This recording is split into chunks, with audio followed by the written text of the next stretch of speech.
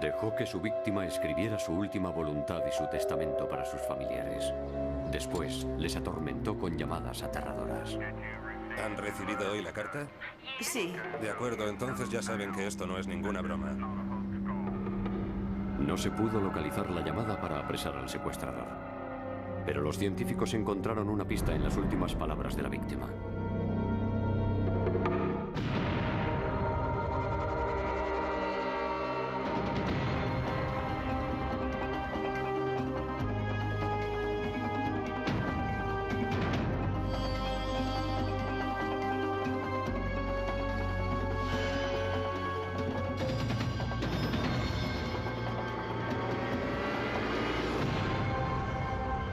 Crímenes imperfectos.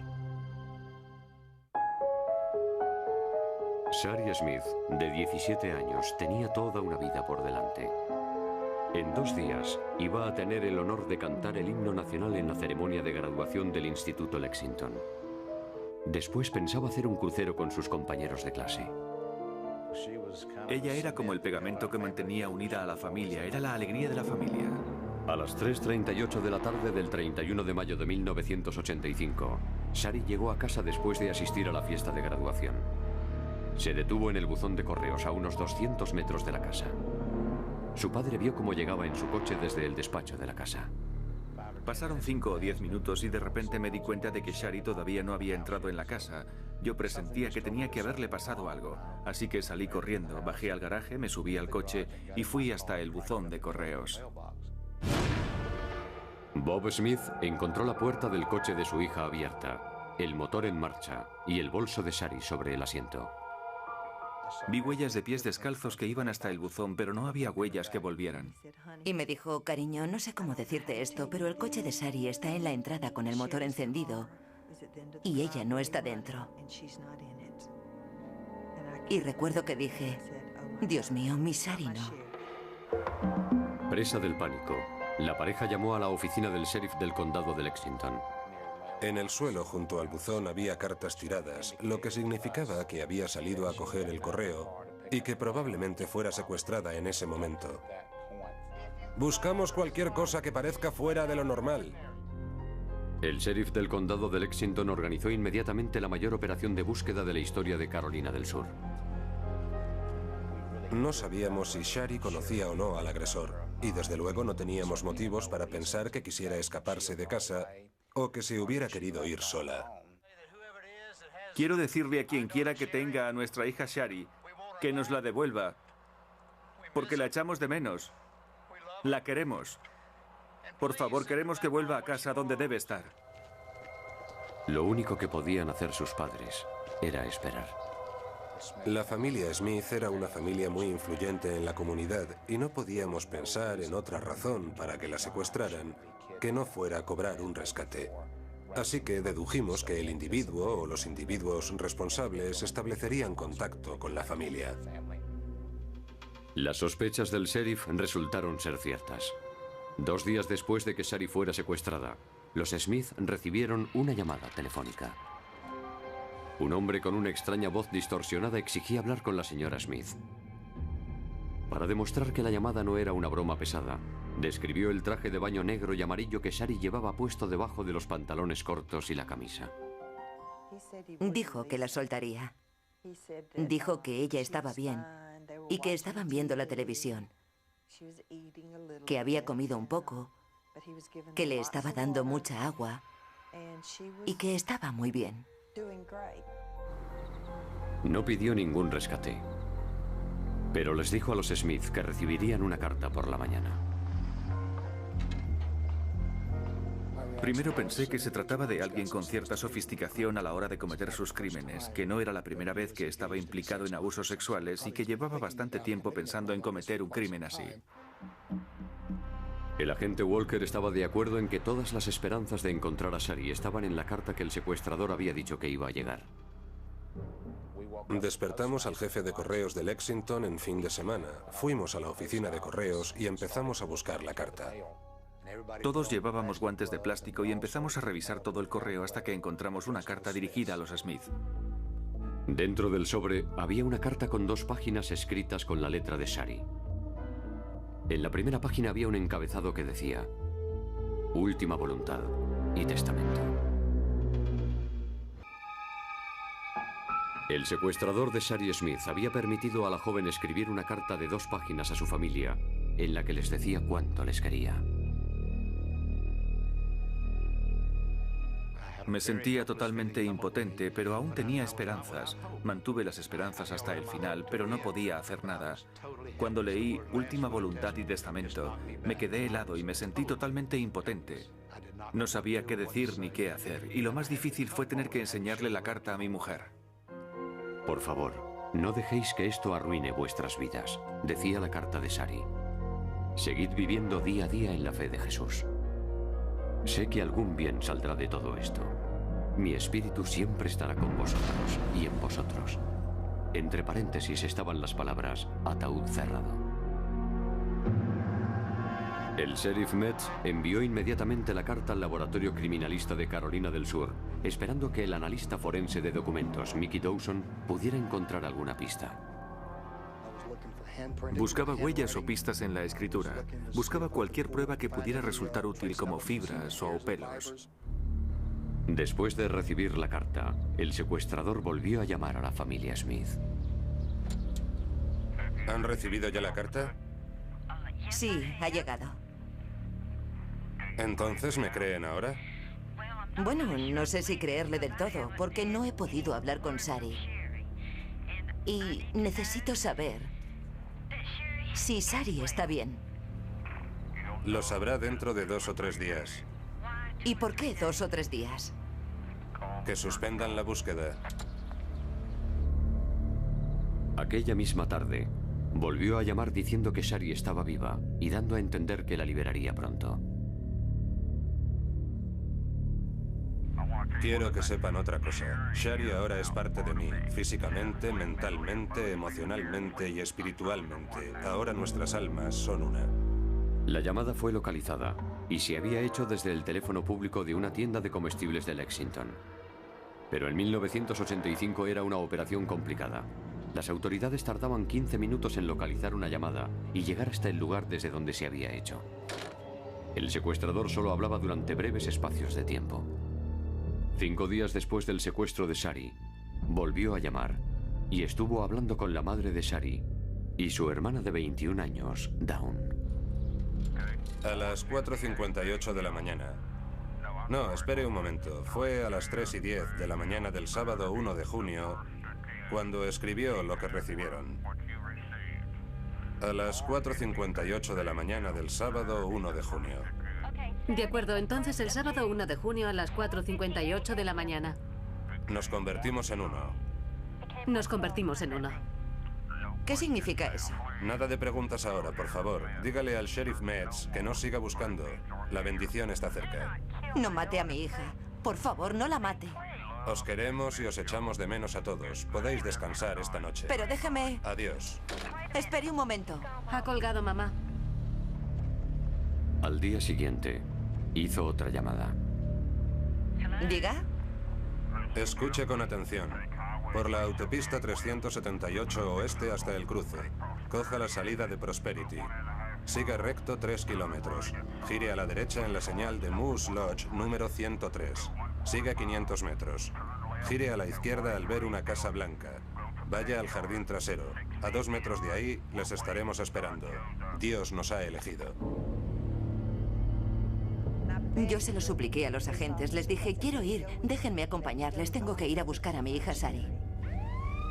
Pero los investigadores insistieron en ir solos. Encontraron el cuerpo de Shari en el jardín trasero. Estaba vestida con el mismo bañador amarillo y los shorts blancos con que había sido vista por última vez. La autopsia dictaminó que Shari llevaba muerta varios días.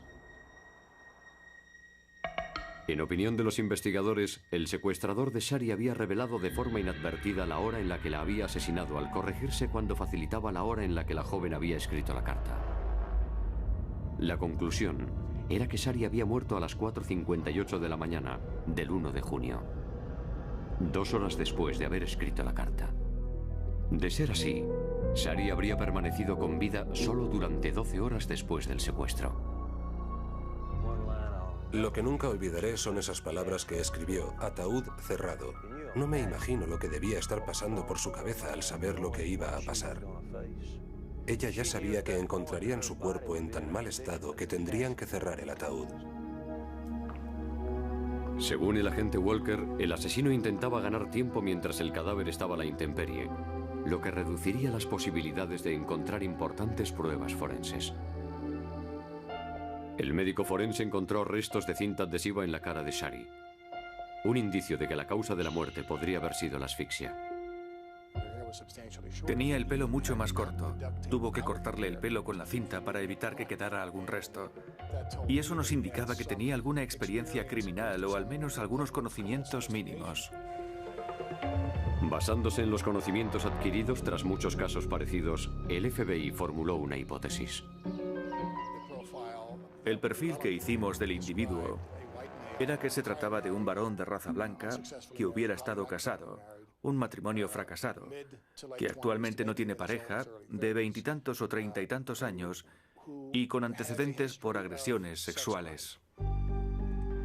La unidad de análisis de la sección de ingeniería del FBI informó a los investigadores de que la distorsión de la voz del secuestrador se había conseguido con un dispositivo de control de velocidad variable.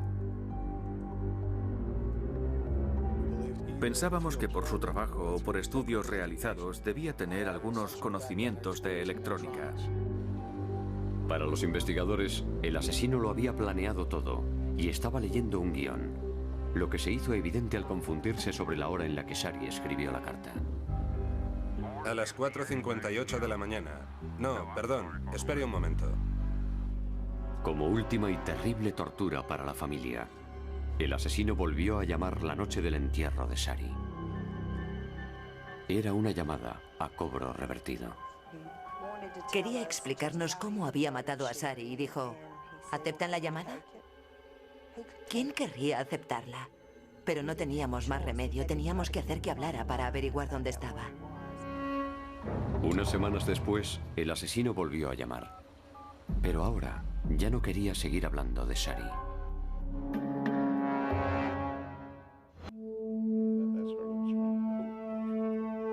Después del entierro de Shari Smith, de 17 años, su asesino seguía torturando a la familia haciendo llamadas telefónicas. Pero ya no eran llamadas a propósito de Shari. ¿Sabe quién es Debra May Helmick? No, ¿Ya saben lo de Debra May Helmick? no. La niña de 10 años, Helmick. ¿La del condado de Richland? Sí, de acuerdo, escuche atentamente.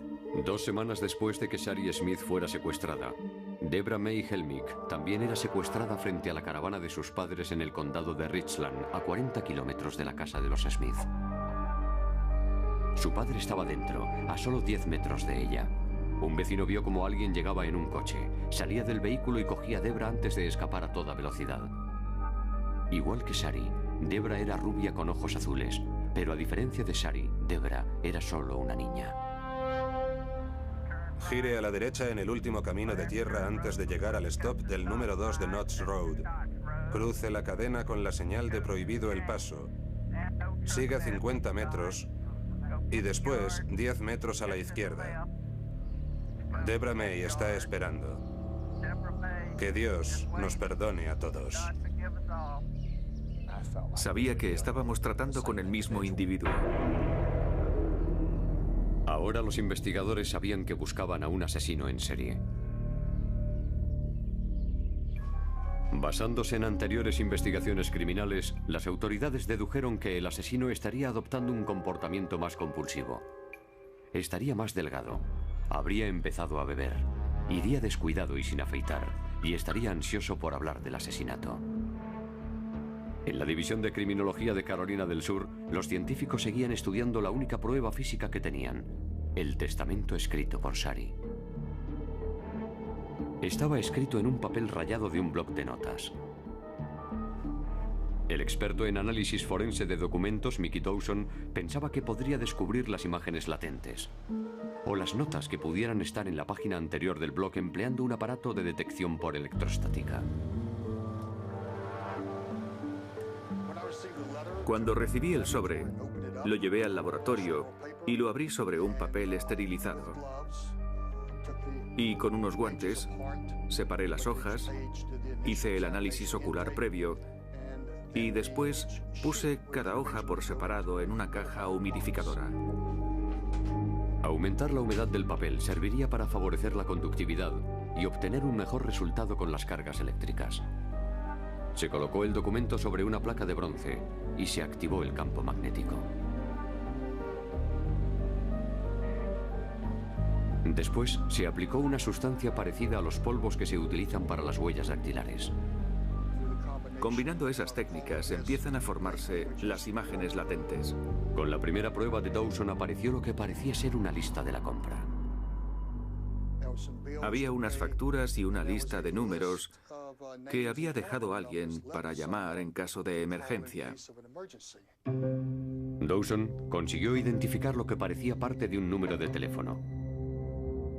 El primer grupo de números, 205, era el prefijo de Alabama. Los siguientes 3, 8, 3, 7, eran el prefijo de Huntsville. Pero solo había 3 de los últimos 4 dígitos para completar el número. Probaron con todos los números para completar los 7 dígitos y encontraron un número de teléfono que sí existía. Hablamos con una persona de Alabama y dijimos, ¿tiene usted parientes en Carolina del Sur? Y dijo, sí, allí viven mi padre y mi madre. El padre de la persona era Ellis Shepard, de 50 años, que vivía a solo 20 kilómetros de la casa de Shari Smith. El registro de llamadas telefónicas indicaba que algunas de las llamadas que recibió la familia Smith después del secuestro de Shari habían sido hechas desde el domicilio de Shepard. Como es lógico, la policía quería saber qué tenía que decir el señor Shepard. Ellis Shepard, de 50 años de edad, era electricista, y el registro decía que algunas de las llamadas recibidas en casa de los Smith después del secuestro se habían hecho desde su teléfono. No estaba preocupado, pero me sorprendió mucho que quisieran hablar conmigo. Shepard no entendía por qué estaba el número de teléfono de su hijo en el testamento de Shari Smith. Shepard dijo que él y su mujer habían estado de vacaciones cuando se produjo el secuestro de Shari Smith, una coartada que se confirmó. Entonces, la policía le puso una grabación con la voz del asesino. Y dije, maldito hijo de puta, porque sabía que era él. Dijeron, ¿qué? Y yo les dije, ese es Larry Jim Bell. Y se alegraron mucho porque sabían que habían encontrado a su hombre. Larry Jim Bell trabajaba para Ellis en labores de cableado eléctrico.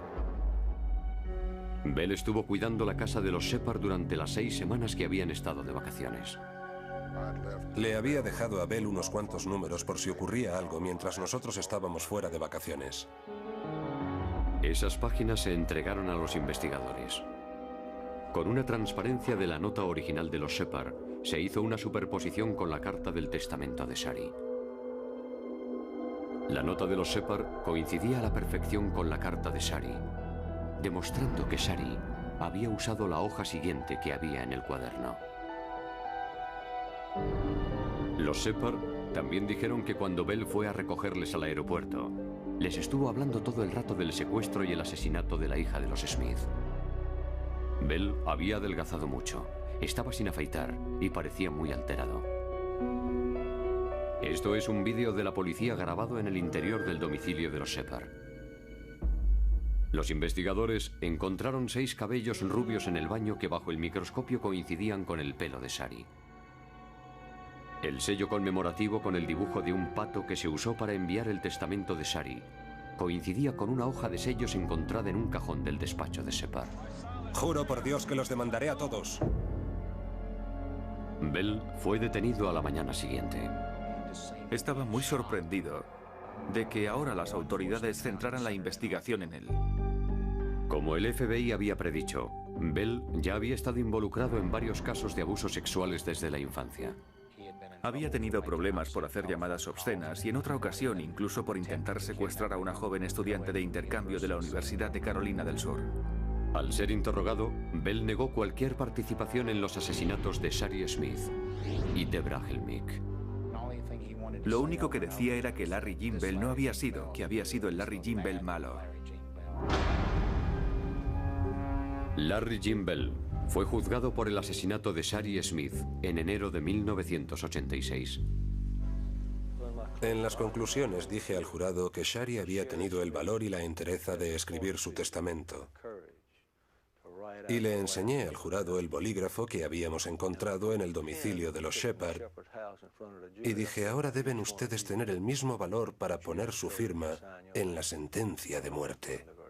Fue algo electrizante. El jurado solo necesitó 47 minutos para emitir el veredicto de culpable de secuestro y homicidio en primer grado. Larry Jim Bell fue sentenciado a muerte por electrocución. Era el único castigo para él. Y aunque me duela tener que decirlo, un castigo demasiado blando en mi opinión. Fue juzgado separadamente por el secuestro y asesinato de Deborah Helmick. El jurado emitió el mismo veredicto. 10 años después del juicio, Larry Jim Bell se convirtió en el último hombre que fuera ejecutado en la silla eléctrica en Carolina del Sur. Sin esa carta, y sin haber hecho visibles las cosas que había en ese papel que no eran visibles a simple vista, habríamos tardado mucho más tiempo en encontrar a Larry Jim Bell. Esa hoja de papel y lo que había grabado en ella fue lo que resolvió el caso y selló su destino. Había firmado su sentencia de muerte. Bob Smith sigue siendo el capellán del departamento del sheriff. Su mujer, Hilda, ha publicado un libro recientemente titulado La Rosa de Shari, para honrar la memoria de su hija. Ambos están convencidos, como Shari había predicho en su última voluntad y testamento, que algún bien saldrá de su enorme pérdida. Esa carta, para mí, es mucho mejor sentencia que la que pudiera haber dictaminado cualquier tribunal. Ella sabía a dónde iba y siempre mantuvo la fe.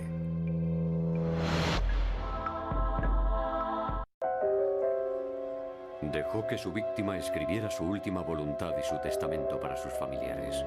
Después, les atormentó con llamadas aterradoras. ¿Han recibido hoy la carta? Sí. De acuerdo, entonces ya saben que esto no es ninguna broma. No se pudo localizar la llamada para apresar al secuestrador. Pero los científicos encontraron una pista en las últimas palabras de la víctima.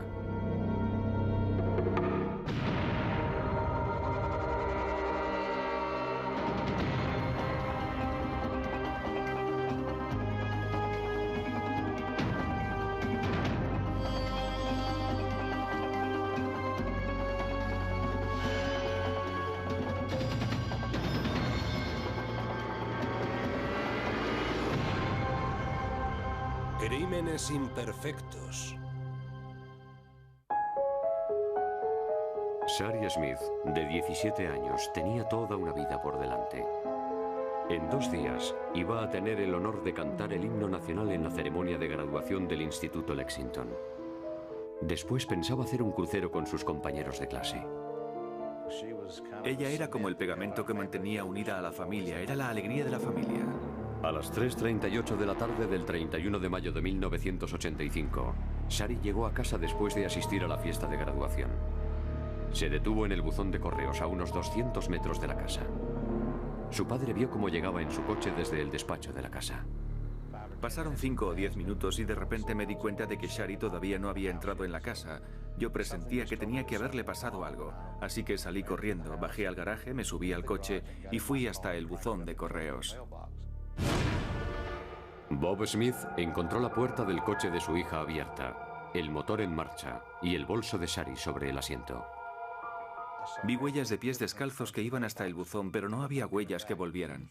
Y me dijo, cariño, no sé cómo decirte esto, pero el coche de Shari está en la entrada con el motor encendido y ella no está dentro.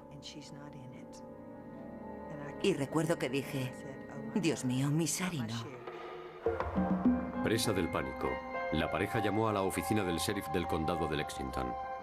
En el suelo junto al buzón había cartas tiradas, lo que significaba que había salido a coger el correo y que probablemente fuera secuestrada en ese momento. Buscamos cualquier cosa que parezca fuera de lo normal.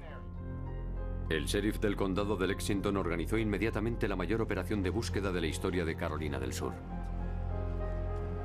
No sabíamos si Shari conocía o no al agresor, y desde luego no teníamos motivos para pensar que quisiera escaparse de casa o que se hubiera querido ir sola. Quiero decirle a quien quiera que tenga a nuestra hija Shari que nos la devuelva. porque la echamos de menos. La queremos. Por favor, queremos que vuelva a casa donde debe estar. Lo único que podían hacer sus padres era esperar. La familia Smith era una familia muy influyente en la comunidad y no podíamos pensar en otra razón para que la secuestraran que no fuera a cobrar un rescate. Así que dedujimos que el individuo o los individuos responsables establecerían contacto con la familia. Las sospechas del sheriff resultaron ser ciertas. Quiero que sepan otra cosa. Shari ahora es parte de mí, físicamente, mentalmente, emocionalmente y espiritualmente. Ahora nuestras almas son una. La llamada fue localizada y se había hecho desde el teléfono público de una tienda de comestibles de Lexington. Pero en 1985 era una operación complicada. Las autoridades tardaban 15 minutos en localizar una llamada y llegar hasta el lugar desde donde se había hecho. El secuestrador solo hablaba durante breves espacios de tiempo. 5 días después del secuestro de Shari, volvió a llamar y estuvo hablando con la madre de Shari y su hermana de 21 años, Dawn. A las 4:58 de la mañana. No, espere un momento. Fue a las 3:10 de la mañana del sábado 1 de junio cuando escribió lo que recibieron. A las 4:58 de la mañana del sábado 1 de junio. De acuerdo, entonces el sábado 1 de junio a las 4:58 de la mañana. Nos convertimos en uno. Nos convertimos en uno. ¿Qué significa eso? Nada de preguntas ahora, por favor. Dígale al sheriff Metz que no siga buscando. La bendición está cerca. No mate a mi hija. Por favor, no la mate. Os queremos y os echamos de menos a todos. Podéis descansar esta noche. Pero déjeme... Adiós. Espere un momento. Ha colgado, mamá. Al día siguiente, hizo otra llamada. ¿Diga? Escuche con atención. Por la autopista 378 oeste hasta el cruce. Coja la salida de Prosperity. Siga recto 3 kilómetros. Gire a la derecha en la señal de Moose Lodge número 103. Siga 500 metros. Gire a la izquierda al ver una casa blanca. Vaya al jardín trasero. A 2 metros de ahí les estaremos esperando. Dios nos ha elegido. Yo se lo supliqué a los agentes. Les dije, quiero ir. Déjenme acompañarles. Tengo que ir a buscar a mi hija Shari. Pero los investigadores insistieron en ir solos. Encontraron el cuerpo de Shari en el jardín trasero. Estaba vestida con el mismo bañador amarillo y los shorts blancos con que había sido vista por última vez. La autopsia dictaminó que Shari llevaba muerta varios días. En opinión de los investigadores, el secuestrador de Shari había revelado de forma inadvertida la hora en la que la había asesinado al corregirse cuando facilitaba la hora en la que la joven había escrito la carta.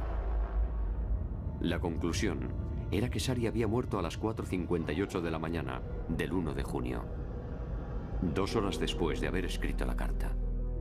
De ser así, Shari habría permanecido con vida solo durante 12 horas después del secuestro.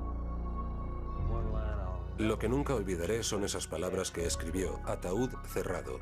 No me imagino lo que debía estar pasando por su cabeza al saber lo que iba a pasar. Ella ya sabía que encontrarían su cuerpo en tan mal estado que tendrían que cerrar el ataúd.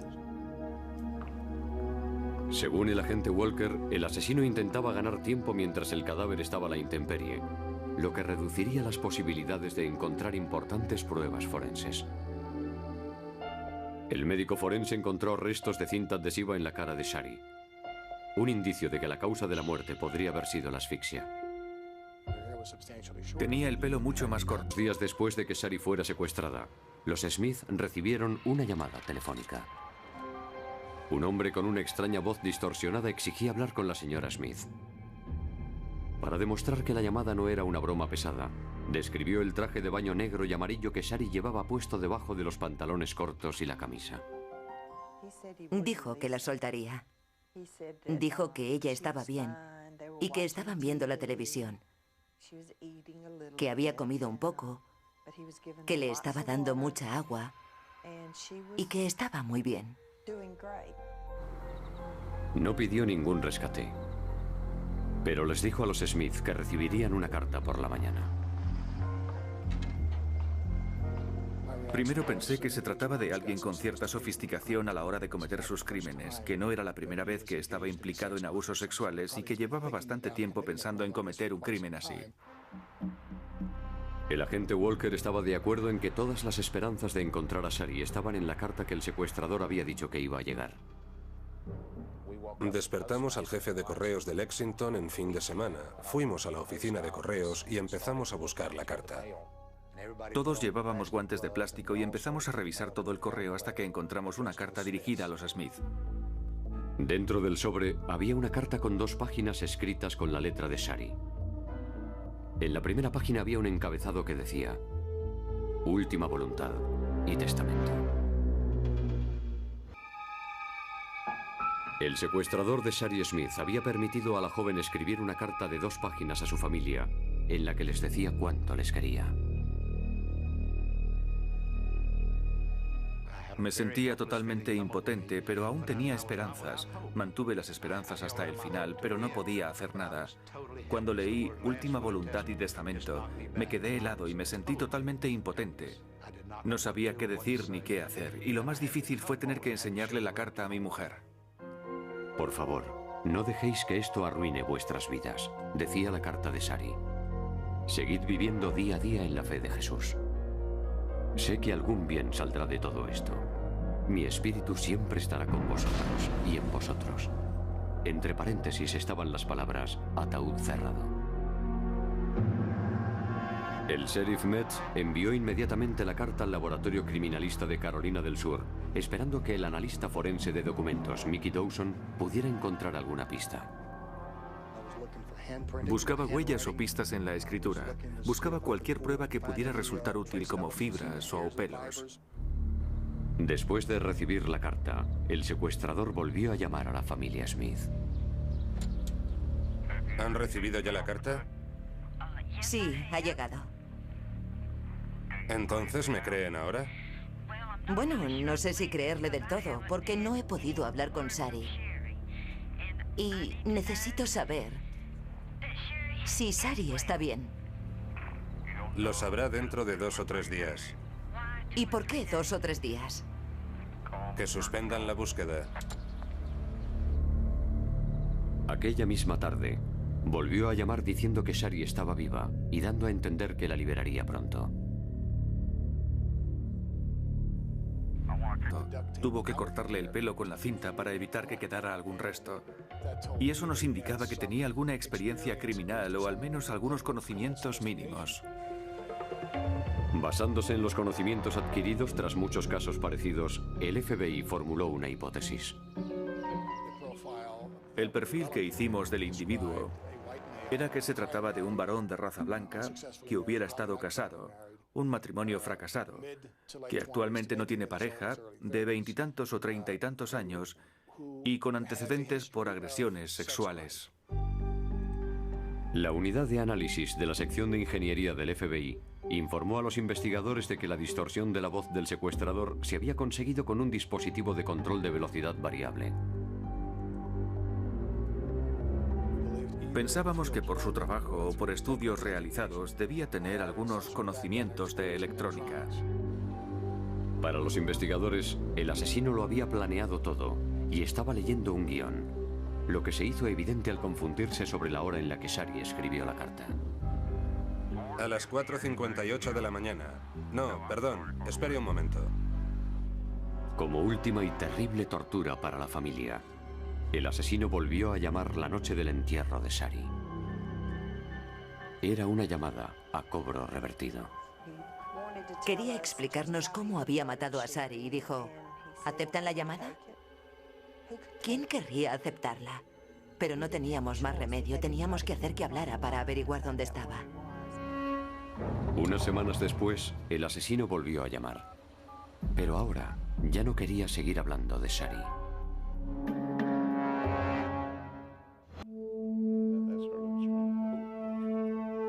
Después del entierro de Shari Smith, de 17 años, su asesino seguía torturando a la familia haciendo llamadas telefónicas. Pero ya no eran llamadas a propósito de Shari. ¿Sabe quién es Debra May Helmick? No, ¿Ya saben lo de Debra May Helmick? no. La niña de 10 años, Helmick. ¿La del condado de Richland? Sí, de acuerdo, escuche atentamente. 2 semanas después de que Shari Smith fuera secuestrada, Debra May Helmick también era secuestrada frente a la caravana de sus padres en el condado de Richland, a 40 kilómetros de la casa de los Smith. Su padre estaba dentro, a solo 10 metros de ella.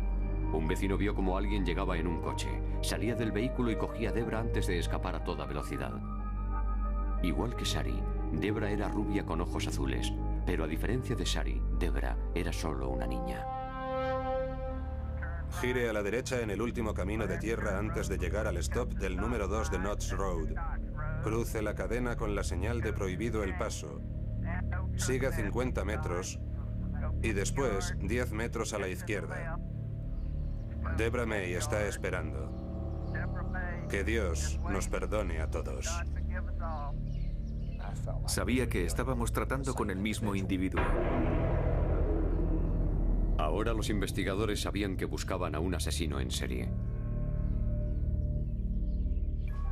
Basándose en anteriores investigaciones criminales, las autoridades dedujeron que el asesino estaría adoptando un comportamiento más compulsivo. Estaría más delgado, habría empezado a beber, iría descuidado y sin afeitar, y estaría ansioso por hablar del asesinato. En la División de Criminología de Carolina del Sur, los científicos seguían estudiando la única prueba física que tenían, el testamento escrito por Shari. Estaba escrito en un papel rayado de un bloc de notas. El experto en análisis forense de documentos, Mickey Dawson, pensaba que podría descubrir las imágenes latentes o las notas que pudieran estar en la página anterior del bloc empleando un aparato de detección por electrostática. Cuando recibí el sobre, lo llevé al laboratorio y lo abrí sobre un papel esterilizado. Y con unos guantes, separé las hojas, hice el análisis ocular previo y después puse cada hoja por separado en una caja humidificadora. Aumentar la humedad del papel serviría para favorecer la conductividad y obtener un mejor resultado con las cargas eléctricas. Se colocó el documento sobre una placa de bronce y se activó el campo magnético. Después se aplicó una sustancia parecida a los polvos que se utilizan para las huellas dactilares. Combinando esas técnicas empiezan a formarse las imágenes latentes. Con la primera prueba de Dawson apareció lo que parecía ser una lista de la compra. Había unas facturas y una lista de números que había dejado alguien para llamar en caso de emergencia. Dawson consiguió identificar lo que parecía parte de un número de teléfono. El primer grupo de números, 205, era el prefijo de Alabama. Los siguientes 3, 8, 3, 7, eran el prefijo de Huntsville. Pero solo había 3 de los últimos 4 dígitos para completar el número. Probaron con todos los números para completar los 7 dígitos y encontraron un número de teléfono que sí existía. Hablamos con una persona de Alabama y dijimos, ¿tiene usted parientes en Carolina del Sur? Y dijo, sí, allí viven mi padre y mi madre. El padre de la persona era Ellis Shepard, de 50 años, que vivía a solo 20 kilómetros de la casa de Shari Smith. El registro de llamadas telefónicas indicaba que algunas de las llamadas que recibió la familia Smith después del secuestro de Shari habían sido hechas desde el domicilio de Shepard. Como es lógico, la policía quería saber qué tenía que decir el señor Shepard. Ellis Shepard, de 50 años de edad, era electricista, y el registro decía que algunas de las llamadas recibidas en casa de los Smith después del secuestro se habían hecho desde su teléfono. No estaba preocupado, pero me sorprendió mucho que quisieran hablar conmigo. Shepard no entendía por qué estaba el número de teléfono de su hijo en el testamento de Shari Smith. Shepard dijo que él y su mujer habían estado de vacaciones cuando se produjo el secuestro de Shari Smith, una coartada que se confirmó. Entonces, la policía le puso una grabación con la voz del asesino. Y dije, maldito hijo de puta, porque sabía que era él. Dijeron, ¿qué? Y yo les dije, ese es Larry Jim Bell. Y se alegraron mucho porque sabían que habían encontrado a su hombre. Larry Jim Bell trabajaba